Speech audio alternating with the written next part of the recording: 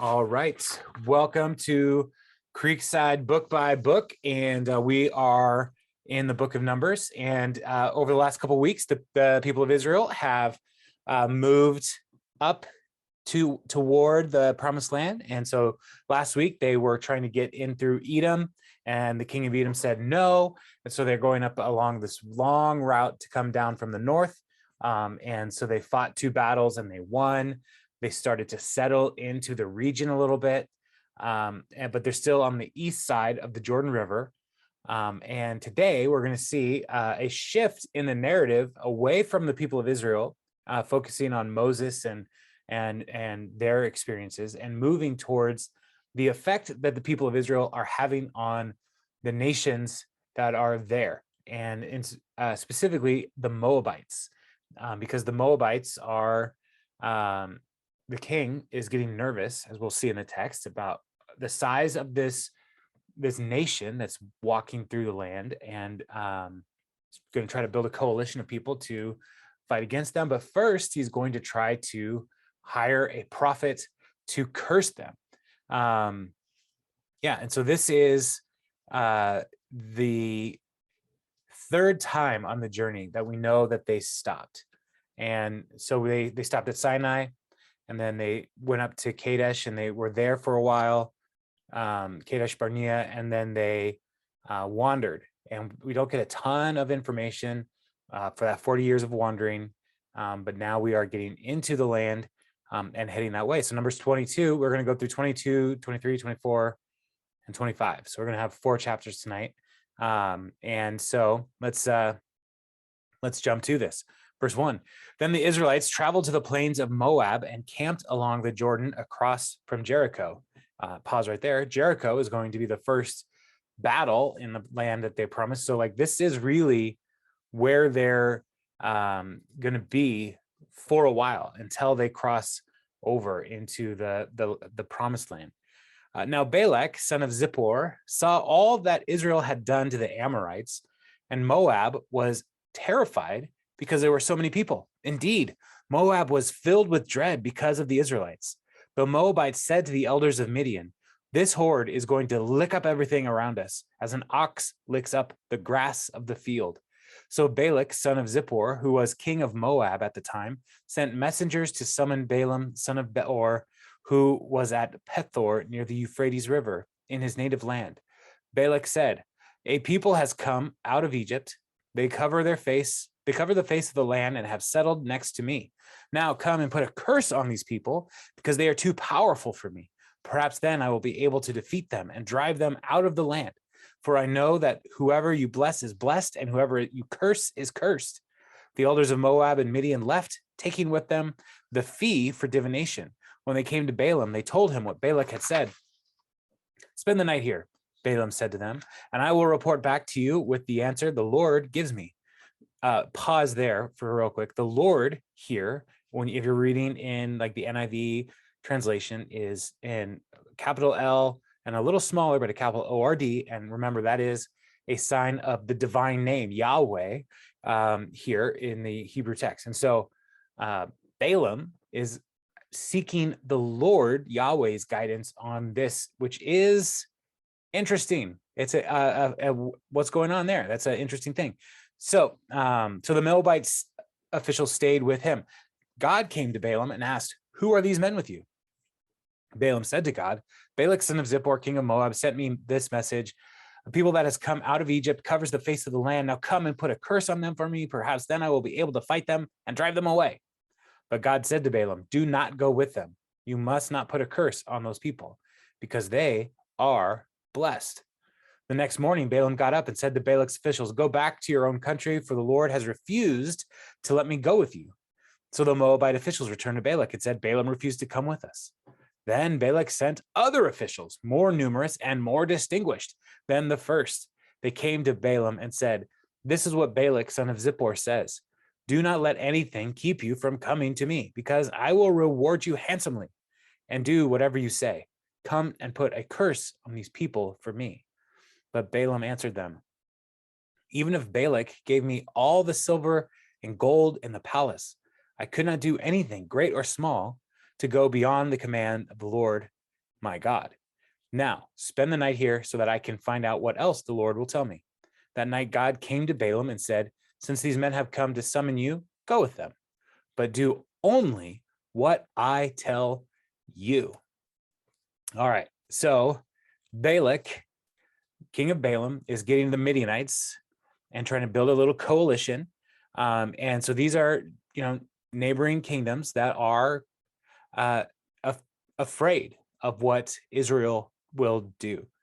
And one of the things that they're doing here is they see the danger of Israel.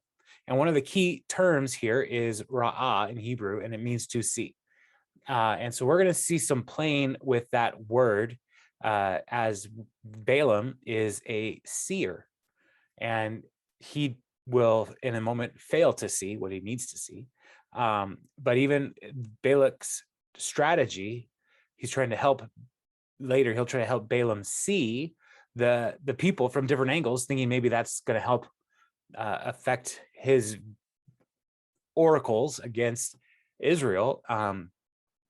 So we come back and forth with the seeing motif and language throughout this section. And this section is often called the Book of Balaam in the middle of Numbers here. It's not that Balaam wrote this, but somehow we have this account. And so later on, we'll see that they do capture Balaam.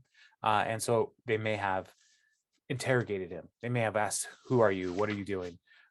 Somehow word of this gets to Moses and the people of Israel to capture it into the book of Numbers. So so the people of Moab see Israel and they're filled with terror. And so let's talk a little bit about Balaam. Balaam is a character that is in the Bible, and he is a diviner, a seer, a soothsayer of sorts. And his name appears in other documents outside of the Bible. In 1967, this is where I'm going to just read some of this. In 1967, a Dutch archaeological expedition led by H.J. Franken discovered some inscribed pieces of plaster at a site in the Jordan known as Deir Allah. The fragments are apparently written in Aramaic and date about 850 BC. They mention Balaam, son of Beor, the same figure described as a seer in Numbers 22 through 24. Although the text is very fragmentary with many breaks and uncertain words, it can be established that Balaam was a seer who received a divine message during the night, and that his message was not what his neighbors expected to hear. And so this is an extra biblical account showing that other people outside of the Hebrew people were talking about Balaam. And it could be that his notoriety throughout the region was so much that people were talking about it. Somehow Balak heard about him.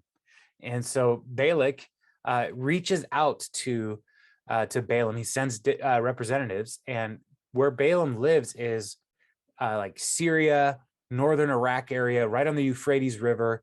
It's essentially the area of Babylon. That Babylonian Empire is going to be in that area. And this is also where Abraham comes from. He is from that area of the east, of the Chaldees, and so he's not far from Abraham's region. So Balak has heard of Balaam. He's a powerful soothsayer. He's a person who has a reputation for effective curses. So he is willing to pay any expense because they've heard about what the Lord has done for the people of Israel with the miracles and the power that he has led them out of Egypt. And so it's like, there's no chance that we have to defeat them. So let's find a way to curse them. And so they reach out to him. And again, the first encounter here, they come and Balaam says, well, let me see what the Lord will say to us. Let me see if this is something God wants me to do. And he says what the Lord wants. The name of the Lord spoken on a pagan's lips is something that is shocking. It is unusual. Now, it is not, I would not say that Balaam is a monotheistic person. He probably believed in a large spiritual council, a large spiritual realm, and knew that the people of Israel were followers of Yahweh. And so he may have been just simply using their name, of the name of their God. He may know what the Yahwistic worship looked like. And so God can speak through anybody. And we're going to see that in just a moment. But this first encounter, they're coming to say, Balaam, we're going to give you a ton of money. We're going to pay you well to come and curse these people. And God tells him, no, don't do it. The people of Israel are blessed. And so the contrast between the power of blessing and cursing, when God says he's going to bless his people, he means it. And so God is not going to allow Balaam and whatever lesser deity, lesser spirit he follows to circumvent the blessing that Yahweh has for the people of Israel. And so he says, no. So Balaam sends them away, and they go back to Balak, and he's like, okay, I'll send more important people and more money. And again, Balaam's like, we already talked about this, but I'll ask God. And in a dream in the night, somehow he gets the message to say, yes, you can go, but only do what I say. And so, Balaam is looking at a pretty fat payday here. And so he must be willing to do this because there's going to be some money involved. And so this story picks up in verse 21. Balaam got up in the morning, saddled his donkey, and went with the Moabite officials. But God was very angry when he went, and the angel of the Lord stood in the road to oppose him. Underline that, oppose. If in a moment we'll come back to that. Balaam was riding on his donkey, and his two servants were with him. When the donkey saw the angel of the Lord standing in the road with a drawn sword in his hand, it turned off the road into a field. Balaam beat it to get it back on the road. Then the angel of the Lord stood in a narrow path through the vineyards, with the walls on both sides. When the donkey saw the angel of the Lord, it pressed close to the walls, crushing Balaam's foot against it. So he beat the donkey again. Then the angel of the Lord moved on ahead and stood in a narrow place where there was no room to turn, either to the right or to the left. When the donkey saw the angel of the Lord, it lay down under Balaam, and he was angry and beat it with his staff. Then the Lord opened the donkey's mouth, and it said to Balaam, "What have I done to make you beat me these 3 times?" Balaam answered the donkey, "You have made a fool of me. If only I had a sword in my hand, I would kill you right now." The donkey said to Balaam, "Am I not your own donkey, which you have always ridden to this day? Have I been in the habit of doing this to you?" "No," he said. Then the Lord opened Balaam's eyes, and he saw the angel of the Lord standing in the road with his sword drawn. So he bowed low and fell face down. The angel of the Lord asked him, "Why have you beaten your donkey these 3 times? I have come here to oppose you because your path is reckless one before me. The donkey saw me and turned away from me these 3 times. If it had not turned away, I would certainly have killed you by now, but I would have spared it." Balaam said to the angel of the Lord, "I have sinned. I did not realize you were standing in the road to oppose me. Now, if you are displeased, I will go back." The angel of the Lord said to Balaam, "Go with the men, but speak only what I tell you." So Balaam went with Balak's officials.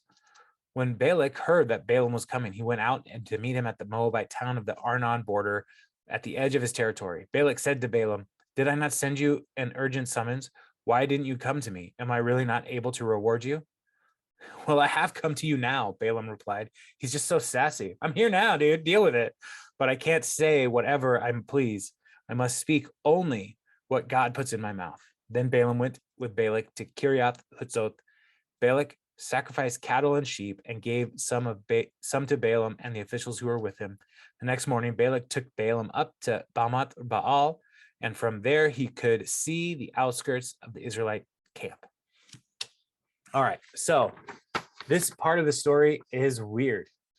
Balaam the Seer is on his way, following after the men, the Midianite representatives, the Moabite representatives, and on the path, we see as they're going, God was angry with Balaam. And so that's confusing, right? Because God said, "Go, do only what I say." So why is God now angry? And I think one of the things that we need to understand is that the anger is not like, I'm mad that you're doing what I said you could do. It's more that I'm mad that you think this is okay. I'm mad that you may not do what I am saying. And so he sent, the angel of the Lord comes to really firm up Balaam's commitment to do only what God says. And so the angel of the Lord is standing there, and the seer doesn't see, but the donkey does see. And donkeys are not like majestic beasts. They're not known for being really awesome, but they are cantankerous, and they don't always do what you want. And so, like, this donkey, like, veers off the path, and Balaam's like, "How dare you?" And so he beats it. And this happens a second time, but this time crushing his foot.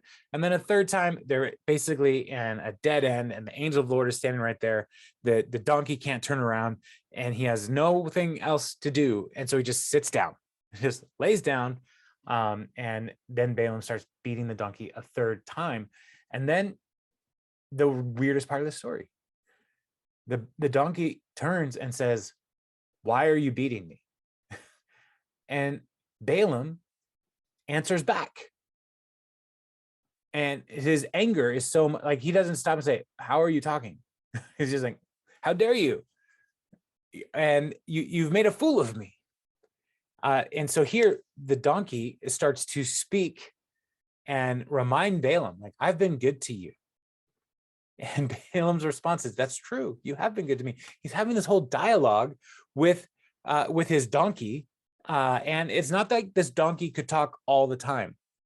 And like, there's only one other time in scripture where we see an animal speaking, and that is in the garden. The serpent speaks to Adam and Eve. That's the only time in scripture we ever see an animal talking. And then this animal is talking. The angel of the Lord enables the donkey to speak. And so here we have a soothsayer, one who brings blessings or curses, who speaks oracles for the supernatural beings. And the donkey is telling him a message that he needs to hear. And there's a couple things that we need to recognize here. God can do things that we think are impossible. And also, if God can speak through a donkey, then maybe we should lower ourselves a little bit and think maybe we're not all that great all the time. God can speak through anybody. And there are plenty of there's plenty of jokes to go around on some of the wordplay you can do with this story. But Balaam finally has his eyes opened after his conversation with the donkey to see the angel of the Lord. And the angel of the Lord says, "This donkey saved your life. And you need to do only what I tell you to do." And so Balaam recognizes, like, God is really, really doing something interesting and different here. And so Balaam must follow God's commands. And so, Balaam, as a prophet, a soothsayer, a curser, a diviner, however you want to talk about him, he knows not to mess with forces more powerful than himself. Like, there are, the supernatural worldview of the ancient people was, there are spiritual forces at work that we should not mess with, and we should obey what they, like, if God tells you to do something, you do it. And if a God can speak through a donkey, you listen to that God. And so here Balaam is recognizing Yahweh is on another level than anything else that has been going on. And so when he finally shows up, Balaam's like, "Why didn't you come sooner?" And he's like, "I'm here now." So then they have a sacrifice and they get ready. And so in chapter 23, Balaam gives some instructions. He says, "Build me 7 altars here and prepare 7 bulls and 7 rams for me." Balak did as Balaam said, and the 2 of them offered a bull and a ram on each altar. Then Balaam said to Balak, "Stay here beside your offering while I go aside. Perhaps the Lord will come to meet with me. Whatever he reveals to me, I will tell you." Then he went off to a barren height. God met with him, and Balaam said, "I have prepared 7 altars, and on each altar I have offered a bull and a ram." The Lord put a word in Balaam's mouth. Let me pause there. The bull and the ram, as we remember as we've been walking through the law, those are like the highest value sacrifices. And so here he's 7 altars and made 7 sacrifices on the altars, 14 animals each are total here, 7 bulls, 7 rams. And so the Lord put a word in Balaam's mouth and said, go back to Balak and give him this word. So he went back to him and found him standing beside his offerings with all the Moabite officials. Then Balaam spoke this message. And I could just picture Balak going, all right, here comes a cursing. And so Balaam says this, Balak brought me from Aram, the king of Moab, from the eastern mountains. Come, he said, curse Jacob for me. Come, denounce Israel. How can I curse those whom God has not cursed? How can I denounce those whom the Lord has not denounced? From the rocky peaks, I see them. From the heights, I view them. I see a people who live apart and do not consider themselves one of the nations. Who can count the dust of Jacob or number even a fourth of Israel? Let me die the death of the righteous, and may my final end be like theirs. Balak said to Balaam, what have you done to me? I brought you here to curse my enemies, but you have done nothing but bless them. He answered, must I not speak what the Lord puts in my mouth? So this isn't exactly what Balak was hoping for. And instead, instead of a curse, the Lord speaks through Balaam a blessing over the people. And there's a couple things to note. The first is, Balaam can't go against what God says. If they're blessed, they're blessed. I can't undenounce somebody who's been denounced. And so he has to do whatever the Lord says. But then also, these are people who live apart and do not consider themselves one of the nation. And so here, the nation of Israel is recognized as distinct from others. They are special in God's sight. And so Balaam is doing the work of the Lord here. And this isn't like a dream or a vision. Somehow God met with Balaam. That's what the text says. He met with him. There's one other person that we see in this narrative so far with the people of Israel that God meets with, and that is Moses. And so we kind of get a counter Moses here. Balaam, as a pagan who is trying to curse the people, God can even use him. And Moses, who is God's chosen person to lead the people out of Egypt. And so we have these two people who speak for God in the book of Numbers, and both of them are speaking blessings for the people of Israel. And Balak again gets upset. What have you done? I brought you here to curse them. Why are you blessing them? And Balaam says again, you know what? I can't do what God didn't tell me to do. So this is what it is. Balak does not give up. Then Balak said to him, come with me to another place where you can see them. You will not see them all, but only the outskirts of the camp. And from there, curse them for me. So he took him to a field of Zopharim on the top of Pisgah. And there he built 7 altars and offered a bull and a ram on each altar. Balak said, stay here beside your offering while I meet with him over there. The Lord met with Balaam and put a word in his mouth. Go back to Balak and give him this word. And so we have a similar situation. Balak is doing the offerings, the sacrifices, trying to honor, trying to get the deity's attention here. And Balaam, he's like, well, maybe you just need to see a different angle. Maybe that angle was particularly strong, blessed. Maybe over here, this other side of the camp, you can sneak in a curse that way, because Balak is dumb. And so, verse 17, so we went to him and found him standing beside his offering with the Moabite officials. Balak asked him, what did the Lord say? Then he spoke this message, arise, Balak, and listen. Hear me, son of Zippor. God is not human that he should lie, not a human being that he should change his mind. Does he speak and then not act? Does he promise and not fulfill? I have received a command to bless. He has blessed, and I cannot change it. No misfortune is seen in Jacob, no misery observed in Israel. The Lord their God is with them. The shout of the king is among them. God brought them out of Egypt, and they have the strength of a wild ox. There is no divination against Jacob, no evil omens against Israel. It will now be said of Jacob and of Israel, see what God has done. The people rise like a lioness. They rouse themselves like a lion that does not rest till it devours its prey and drinks the blood of its victims. Then Balak said to Balaam, neither curse them at all, nor bless them at all. Balaam answered, did I not tell you? I must do whatever the Lord says. And so here again, instead of a curse, we get a blessing. And the key element here is that the Lord, their God, is with them. The Lord is his presence is the blessing. His presence is what is giving them power and enables them to overcome their enemies. It's God among them that has done these things. And as it continues on, thinking about Israel and it says, see what God has done.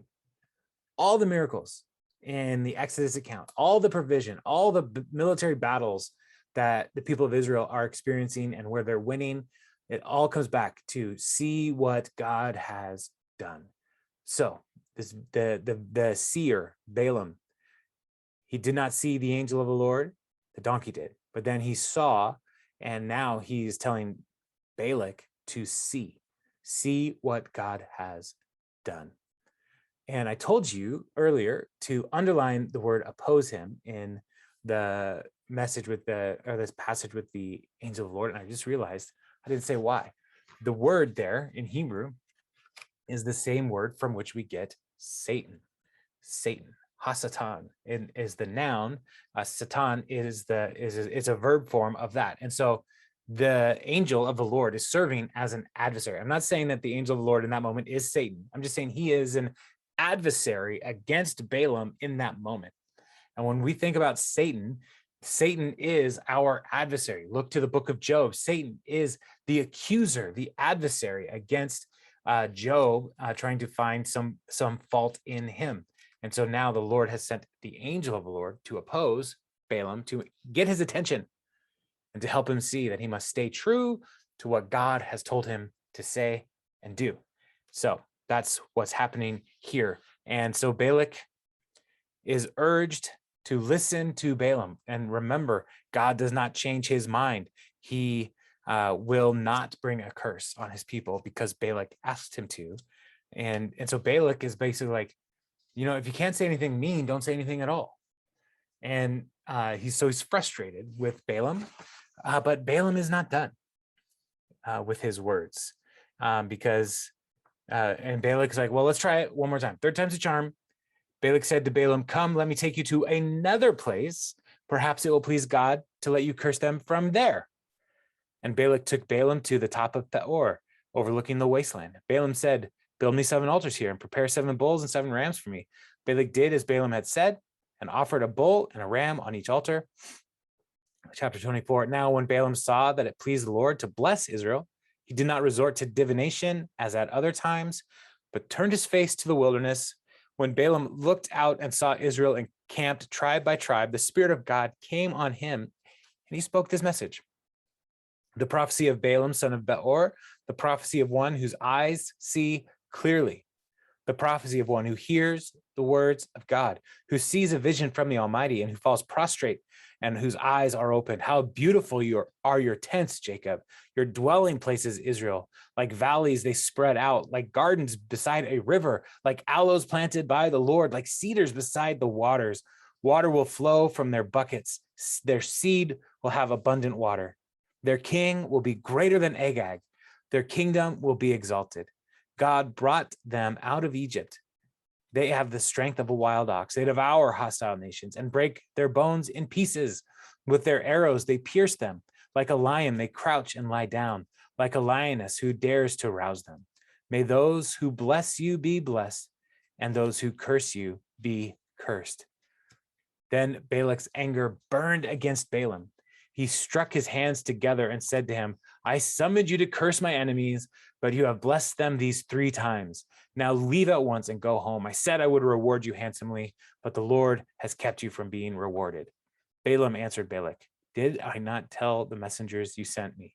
Even if Balak gave me all the silver and gold in his palace, I could not do anything of my own accord, good or bad, to go beyond the command of the Lord. And I must say only what the Lord says. Now I am going back to my people. But come, let me warn you of what this people will do to you, to your people in the days to come. And so here, Balaam, again, take take Balaam to another spot. Maybe that's a better angle for cursing. Again, Balak is dumb, and Balaam gives an even greater blessing. Like they're going to be prosperous. They're going to be like aloes, which are medicinal, like healing other people, like cedars, they're strong rooted trees. Water will flow from them and be a blessing to those around them. All these things are so wonderful. And then it also says their king will be greater than Agag. And we don't have a king yet in the narrative so far in the books of up to Numbers. Then Agag is actually one of the Amalekite kings that Saul fights with. Agag is the king that Saul was supposed to kill, and he didn't. And so here we have a little note that a king is coming for the people of Israel who will be greater than Agag. And this could be a prophecy to pointing to that day, or Agag could be a name of the family kings in the lines of the Amalekites. It could be one of those. Either way, a king is coming, and right now for the people of Israel, there is no king. And so there's a future telling here that's coming. And then again, God brought them out of Egypt. They have God's power is working with them, and they are going to consume and destroy the nations that oppose them. These are powerful blessings that Balaam is speaking, and he's only speaking what the Lord is telling him to speak. And so in these three oracles, blessings for the people of Israel, if we go back a little bit, the donkey saw the angel of the Lord 3 times, and now the Lord reveals to Balaam the blessings 3 times for the people of Israel. So these kinds of patterns and repeating things, those are something to pay attention to. We should note, like, if God can use Balaam or Balaam's donkey, God can use Balaam. And so he is committed to saying only what the Lord says to say. And Balak is not happy with this. And he's like, I'm not going to pay you. You're going to have to just go home on your own time. You're not even going to get bus fare back. Get out of here. And Balaam's like, well, since I'm here, let me tell you what God is showing me that these people are going to do to you and to the neighboring nations. And so the Balaam speaks again. Verse 15, then he spoke his message, the prophecy of Balaam, son of Beor, the prophecy of one whose eyes see clearly, the prophecy of one who hears the words of God and who has knowledge from the Most High, who sees a vision from the Almighty, who falls prostrate and whose eyes are open. I see him, but not now. I behold him, but not near. A star will come out of Jacob. A scepter will rise out of Israel. He will crush the foreheads of Moab, the skulls of all the people of Sheth. Edom will be conquered. Seir, his enemy, will be conquered. But Israel will grow strong. A ruler will come out of Jacob and destroy the survivors of the city. And so here we have a foretelling of the glory of the coming king, a star out of Jacob, and a scepter that will rise, and he will lead the people, and he will defeat the enemies of God's people. Now, this is, potentially looking to the monarchy that will be established. That, Saul defeated God's enemies. David will defeat God's enemies. The nation will expand under Solomon, and so this divinely appointed Davidic monarchy, this could be the star, but there could also be a little bit of a future telling of this could be the Messiah. This could be Jesus. And, one of the people that I was listening to talking about this passage this last week, he just was like, remember now, the people of where Balaam's coming from is the east, right? The north and the east, the land of Babylon. And here Balaam is saying a star will come. Now, hundreds of years in the future from this event, the people of Israel will be taken into exile, and they will go to Babylon because of their disobedience. And while they're in Babylon, there will be a prophet of the Lord, Daniel, who is a seer, who will carry on the message of of the Lord to the people, but also Daniel was the chief seer in Babylon as a servant of Yahweh. He was like the head of the guys, like, and so he probably taught them and explained to them why the people of Israel are distinct, why the people of Israel live differently from the other nations, and also this hope. Maybe he even said, we had a prophet come and try to speak against us, Balaam, who told us that a star was coming of a coming king who will defeat the enemies of God's people. Fast forward from Daniel's life, hundreds of years, about 500 years. And what happens? Wise men from the east see a star. Wise men from Babylon, they see a star in the heavens. And maybe they said, this is the star that Balaam talked about. This is the star that Daniel told us about. We must see this king. And so they travel to see the king, and you can read the rest in the book of Matthew.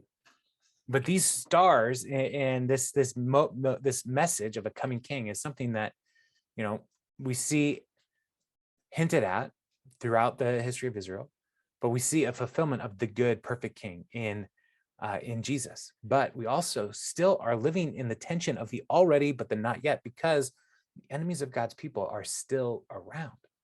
And so there's a day coming when Jesus will ultimately defeat the enemies of God's people. And we have not seen that yet. In the meantime, we tell people about the goodness of Jesus and the grace of Jesus so that they become the family of God through Jesus, so they're no longer enemies of God's people. That's what we're about. And so, we've seen these things, and we must do what the Lord tells us to do. Balaam, who was reluctant, who did not want to go, God said, go, but do only what I say. And now here we, as followers of Jesus, are we willing to say, if God can use a donkey, if God can use Balaam, God can use me, because I'm at least following Jesus. So this is part of what's going on here. There's a bigger vision than the moment with the nation of Israel that he's looking to. There's something in the future, but he's not done. There's more messages.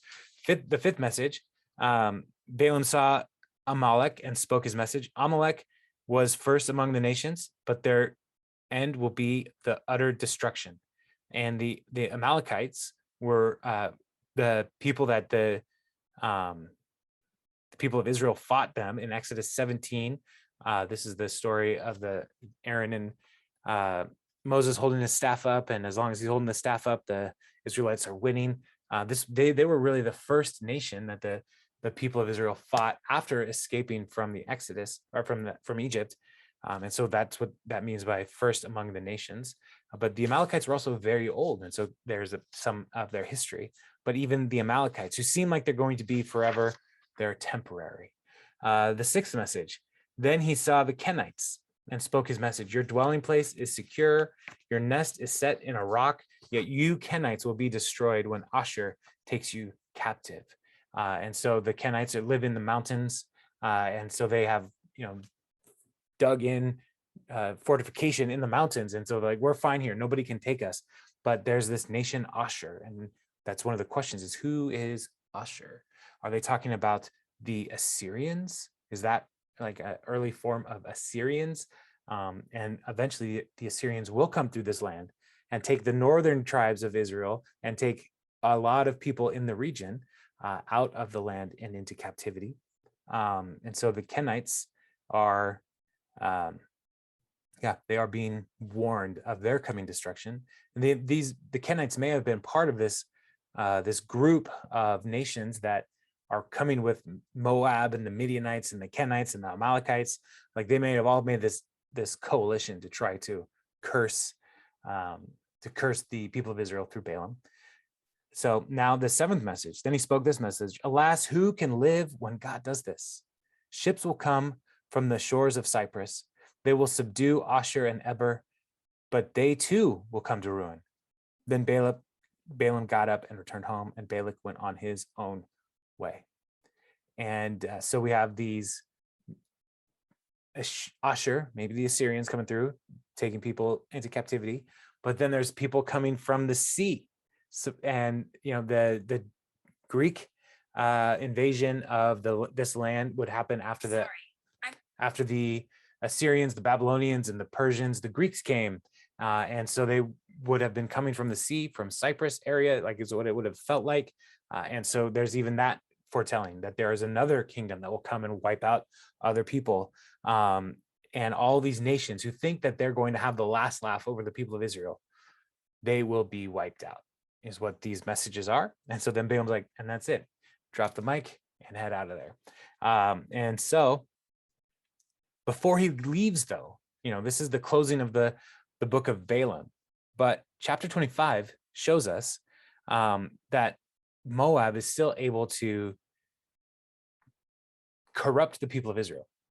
And later on in Numbers 31, verse 8, we will, and Joshua 13:22, we'll see that Balaam actually counseled them to try to seduce the people of Israel into sexual activities and idolatrous practices with the temple prostitutes of the Moabites. And so when we read chapter 25 here, we should keep in mind that this may have been Balaam's idea based on later verses in the book of Numbers and in the book of Joshua. So let's jump to 25, and I will read the whole chapter, and then we'll talk about it. While Israel was staying in Shittim, the men began to indulge in sexual immorality with the Moabite women, who invited them to the sacrifices of their gods. The people ate at the sacrificial meal and bowed down before these gods. So Israel yoked themselves to the Baal of Peor, and the Lord's anger burned against them.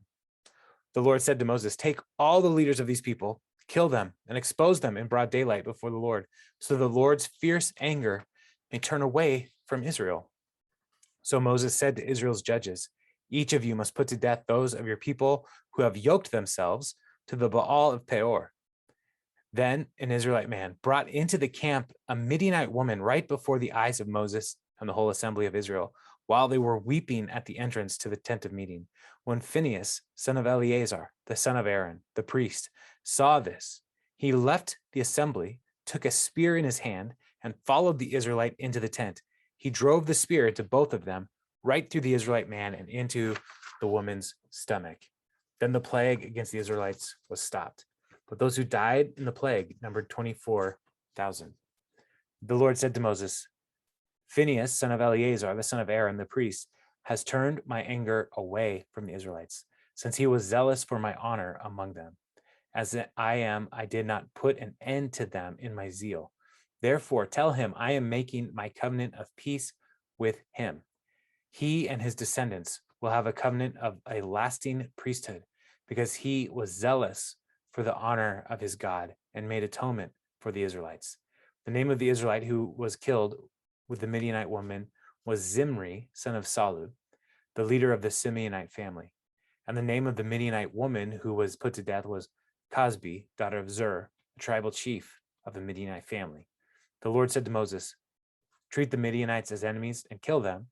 They treated you as enemies when they deceived you in the Peor incident involving their sister Cosbi, the daughter of the Midianite leader, the woman who was killed when the plague came as a result of that incident."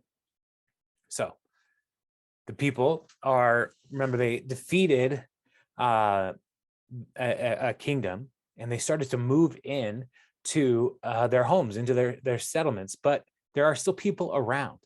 And so the Moabite women, who are most likely temple prostitutes, they start to seduce the men to be a part of worshiping the Baal of Peor, which is Baal or Baal, is a word for Lord in the Canaanite religion. And so it's the god of Peor. And so they are yoking themselves to this practice. And a yoke is a agricultural tool. They yoke two animals together to pull the plow, right? Excuse me.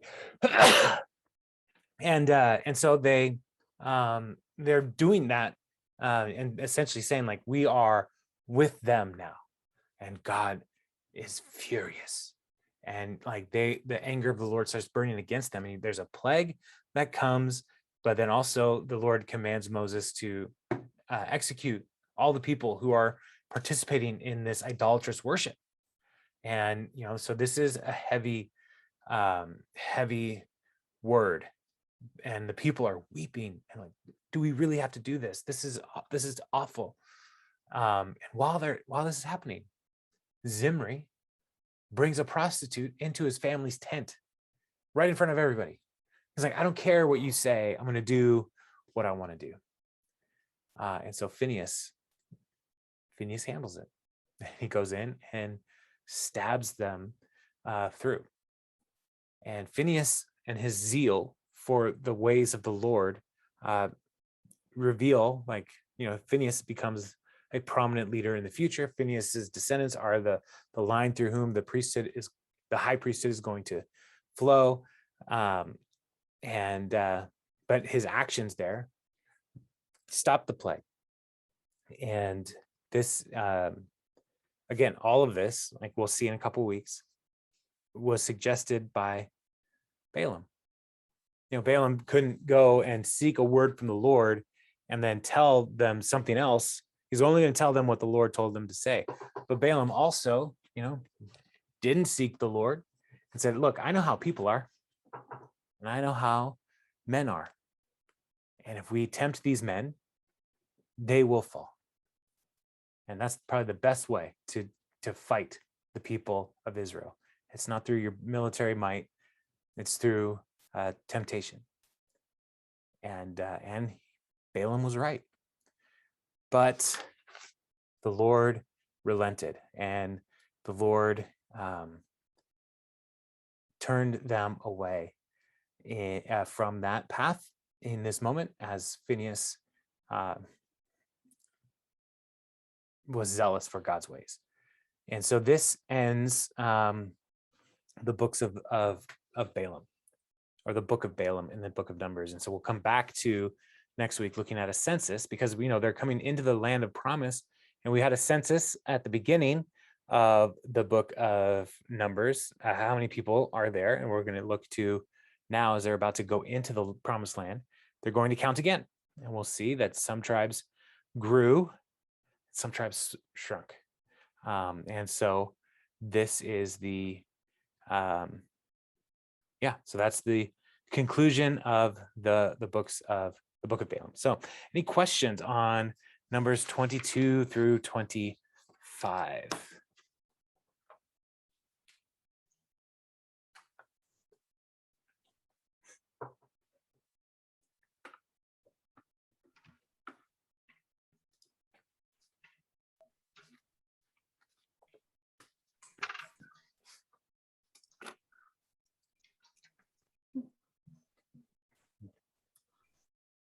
No questions?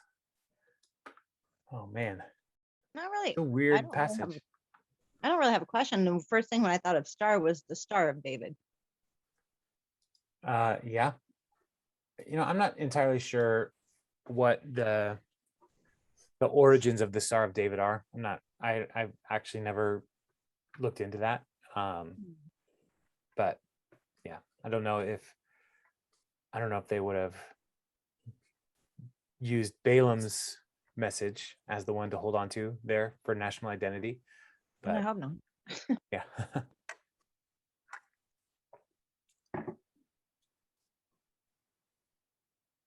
All right. So no thoughts, no questions, nothing. All right, you guys, this was a fun one. Yeah, I would love to. Sorry. What? I wish it would explain a little bit more about the different, like the Kenites and all that, who they were, then where they were located. Yeah, well, the Kenites were in the hills around. I do have, I think, some of that information already in my notes. The Kenites lived in the dry, hilly country southwest of the Dead Sea. They were pretty close to the Amalekites. So they were generally on good terms with the people of Israel, but, as they are, coming into the promised land, the people of Israel are a threat to all of their neighbors. And so they're lumped in with the Kenites. So, but those hills around the Dead Sea. Like it's very mountainous, not like our mountains, but hilly and narrow ravines, and a lot of crags and areas that you can hide in. And so that was where they were putting their confidence. So the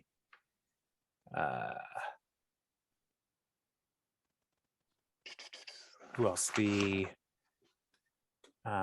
Amalekites were also towards the south there. The Amalekites, the Kenites, and really the Moabites are the only ones that we are looking at here. So, yeah. Is it close to Petra?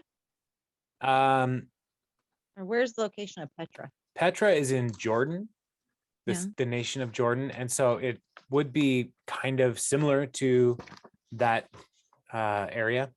So if you don't know what Petra is, if you've seen Indiana Jones and the Last Crusade, they go into there's a little city that's carved out of the hillside, out of the rock, the cliffside there. That's Petra. And so like that is that's a famous place that is would have been a people like the Kenites or who made that, knowing that the ravine is a secure place. You can't like bring a vast army into there. You've got natural pinch points on both sides of the ravine that will give you the advantage to fight against any of those invaders. So, yeah. Who actually lived in Petra? It's legit, right? It's a real place. Yeah. I don't know off the top of my head who lived in Petra. So let me see. Let's fire up the old Google machine.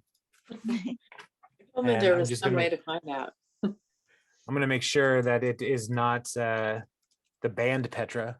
That's beyond belief. No. So, and you have the 80s Christian music people here. City of Is that like Petra. Striper? It is like Striper. Yeah. Older is hard rock as Striper was.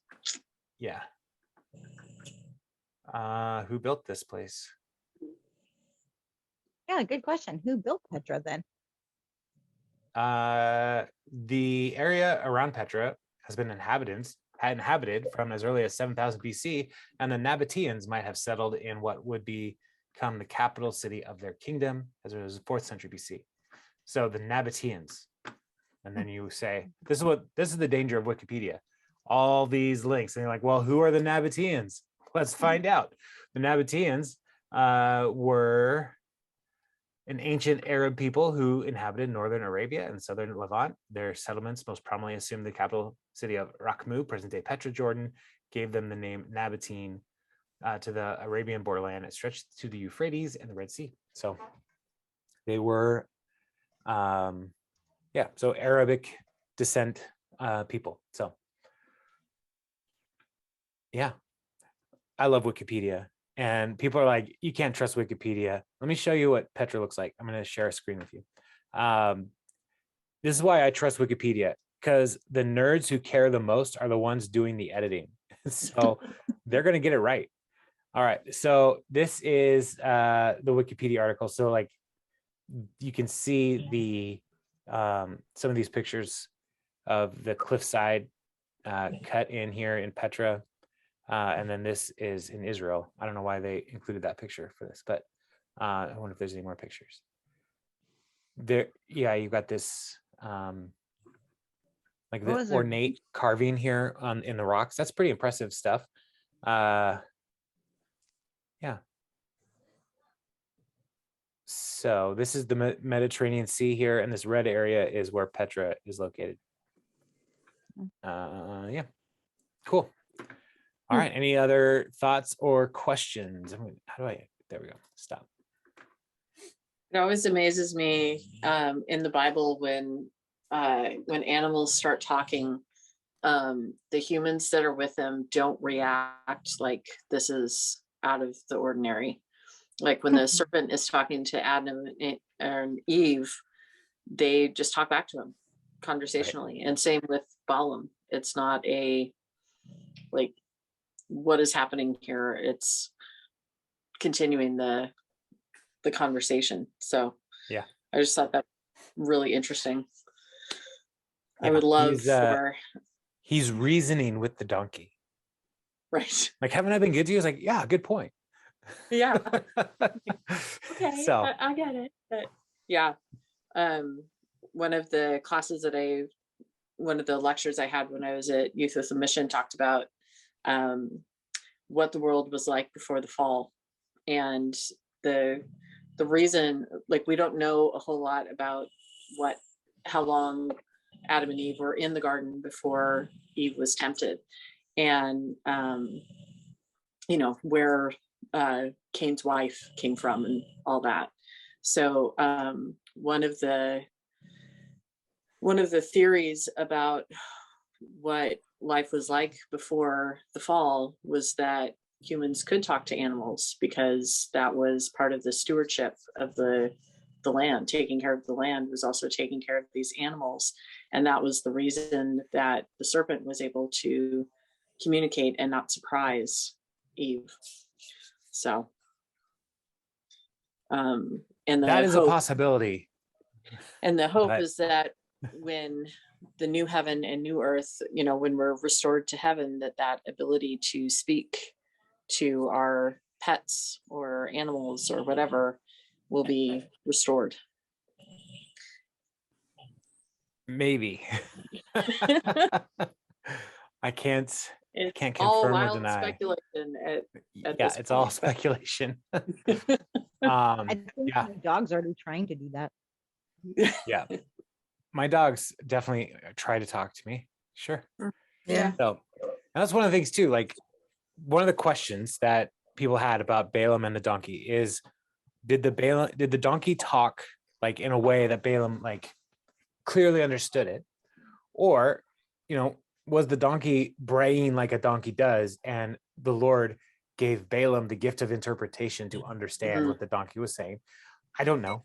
Somehow, like, the Numbers doesn't try to explain it at all. It's just like, this happened. Yeah. So go on with your day. It's like, what? So yeah, it's such a weird, strange story. Yeah. Kind of like it's just matter of fact. Imagine if you talk like Eeyore. Yeah. Yeah. Mm. That would be great. I'm going to probably now read this story the rest of my life with an Eeyore voice. Haven't I been a good donkey to you? So we'll see. That's amazing. We'll see. Yeah. One Any other thoughts on this chunk of scripture? Well, my head is still reeling from the fact that all these other different cultures had all their different gods. It's like, where did they come up with this? Boggles my mind. Yeah. Well, there was a greater appreciation of the spiritual realm in the ancient world. Yeah. And people were much more open to spirit beings than our day. And so, if these